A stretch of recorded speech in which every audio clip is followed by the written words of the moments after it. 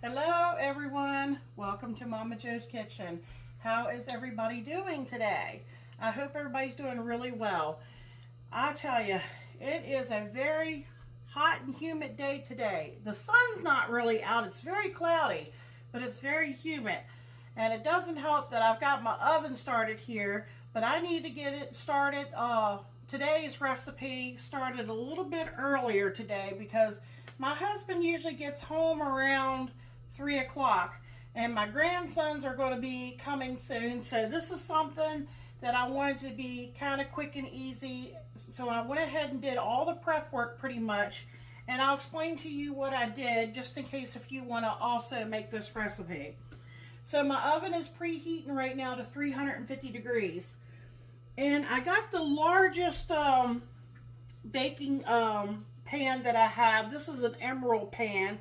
I would say it's a little bit larger. It's definitely larger than a 9 by 13. So whatever the next size up would be. And I'll be honest with you, these are chicken leg quarters. When I bought the package and I looked at the package, it looked like there was three, where the thigh and the leg is attached together. There looked like there was 3 chicken leg quarters. So I had it in the refrigerator thawed out, and when I took it out of the package to look at it, there was actually another one in there. So, you know, if you don't want to overcrowd your pan, you could do these in 2 pans if you want it. But I'll tell you where my idea that I'm going with this recipe today is I'm not trying to caramelize my vegetables or anything like that. I'm just going to bake them, along with the chicken so that they'll cook in the juices of the chicken, just so that when Michael comes home, he's going to have, we have corn. I had corn on the cob, but I ended up only using 2 of them, and I cut them into 3 pieces.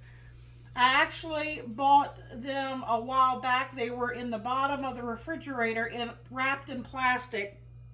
And I kept telling myself that I should take them and drop them in some hot water and then freeze them until I was ready to use them. And I left them in there too long, so 2 of them I didn't like the way they looked, so I threw them out for I guess the possum and the skunk can eat it tonight.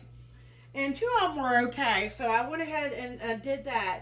So what I've done is I took this pan, and just so it doesn't stick, I did put a little bit of vegetable on in the bottom just to help for it not to stick.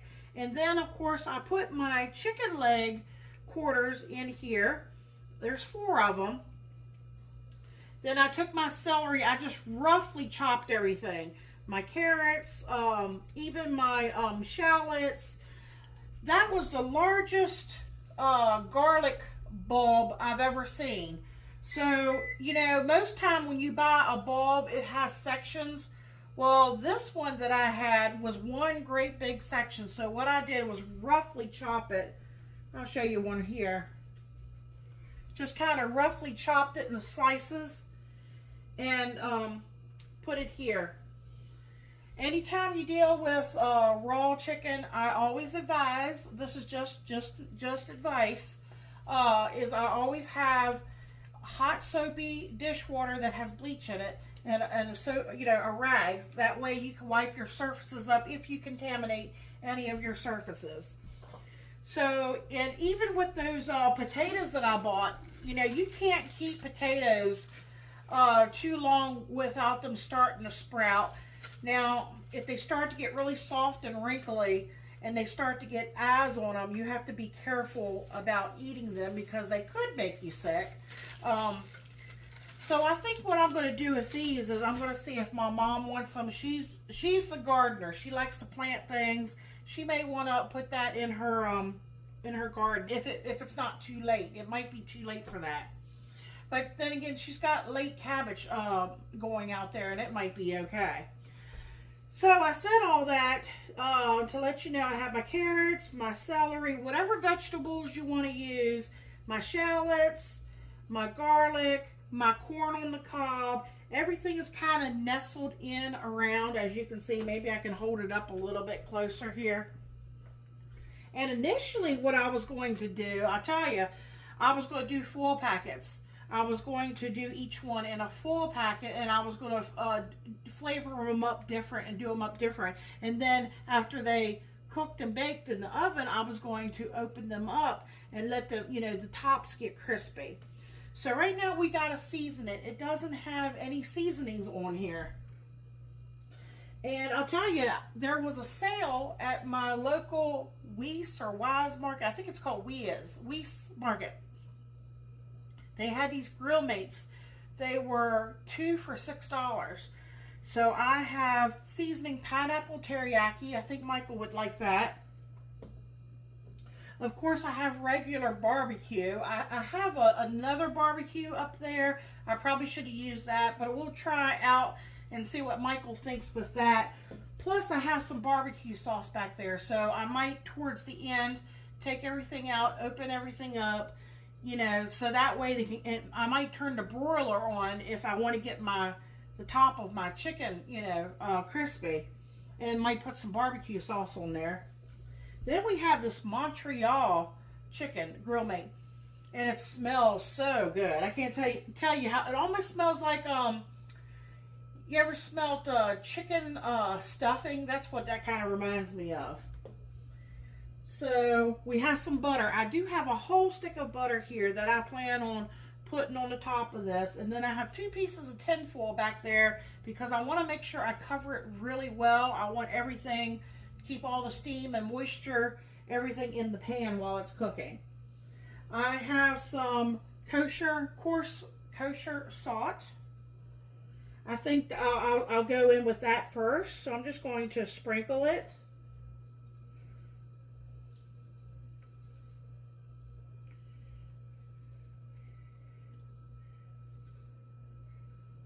Get it on the chicken. There's some salt, in the seasonings over there too. I want to make sure these potatoes get some salt. That's why I turned all my potatoes, cut side up. I wanted to make sure they get some salt.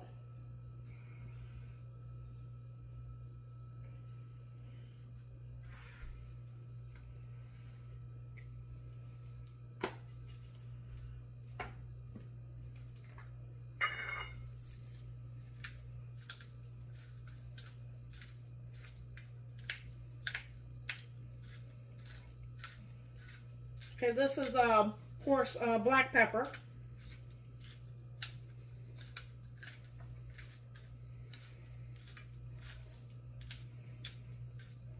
Michael loves black pepper. I could probably never use enough black pepper for him. Especially like when he eats coleslaw and stuff. Okay. Alright, now what I'm going to do is I'm going to make one of these the barbecue. So what I think I'll do is maybe I'll do the one here that has most of the surface here showing. And I'm going to be generous on the seasoning part. I want Michael to be able to tell the difference between,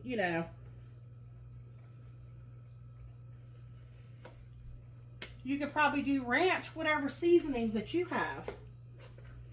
And maybe next to the barbecue, I'll do this pineapple one.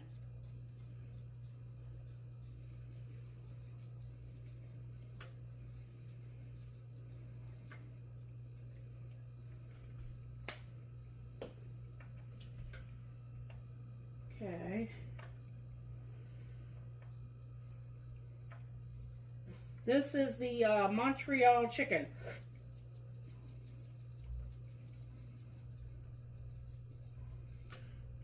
Okay. Maybe I'll just leave that one the way it is. Maybe put a little more salt on it.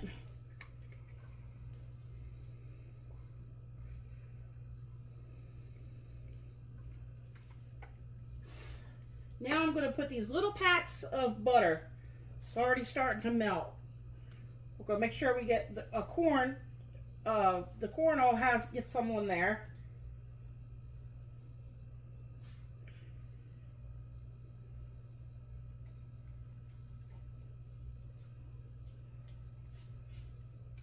Now, of course, this would typically feed a large family, but not my husband, to be honest with you.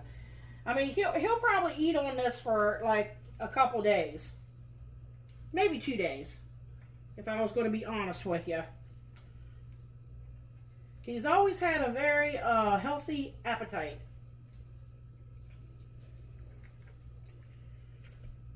Now, I'm just putting these little packs of butter. See, I've already pre-sliced it. Just a little bit here and there, wherever I can get it to fit at. Put one there. Now, I had them already pre-sliced and they're already sticking together.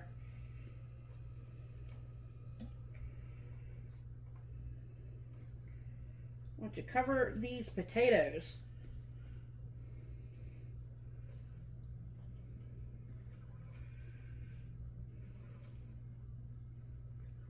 Cut. My little doggy back there. Okay, let me put that there. All right, let me wipe my hands here. Okay, all I have to do now is I'm going to take that tin foil and I'm going to cover it really well. Now, I'm going to do mine at 350. You could, if you want to do a higher temperature, 375, even 400. I like things to cook slow. So I'm going to put it in there and I'm probably going to leave it for about an hour.